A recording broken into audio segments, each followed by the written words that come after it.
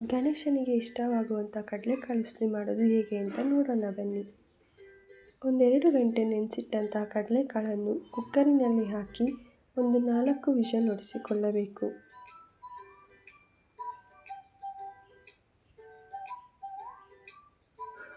ಆನಂತರ ಒಂದು ಪಾತ್ರೆಯನ್ನು ಸ್ಟವಿನ ಮೇಲೆ ಇಟ್ಟು ಅದು ಕಾದ ನಂತರ 3 ಸ್ಪೂನಷ್ಟು ಎಣ್ಣೆ,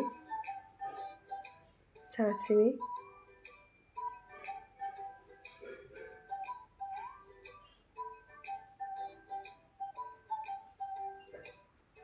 ಒಂದು ಅರ್ಧ ಚಮಚ ಜೀರಿಗೆ, ಈರುಳ್ಳಿ, ಒಂದು 5 ಸೆಕೆಂಡ್ ಈರುಳ್ಳಿಯನ್ನು ಮಾಗಿಸಿಕೊಳ್ಳಬೇಕು. ಆನಂತರ ಹಸಿರು ಮೆಣಸಿನ್ಕಾಯಿ, 1 ಸ್ಪೂನಷ್ಟು ಉಪ್ಪು, 1/4 ಸ್ಪೂನಷ್ಟು ಅರಿಶಿನ, ಎಲ್ಲ ಮಿಶ್ರಣವನ್ನು ಒಂದು 5 ನಿಮಿಷ ಬಾಡಿಸಿಕೊಂಡ ನಂತರ ಅದಕ್ಕೆ ಕಡಲೆಕಾಳನ್ನು ಸೇರಿಸಿಕೊಳ್ಳಬೇಕು. ಎಲ್ಲ ಕಡಲೆಕಾಳನ್ನು ಸೇರಿಸಿಕೊಂಡ ನಂತರ ಕೊತ್ತಂಬರಿ ಸೊಪ್ಪು ಹಾಕಿಕೊಂಡು ಎಲ್ಲದನ್ನು ಮಿಕ್ಸ್ ಮಾಡಬೇಕು.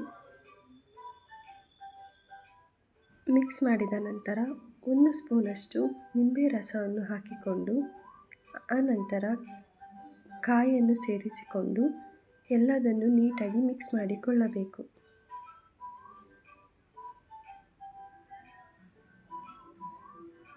ನೋಡ್ತಾ ಇರ್ಬೋದು ಎಷ್ಟು ಚೆನ್ನಾಗಿ ಆಗಿದೆ ಅಂತ.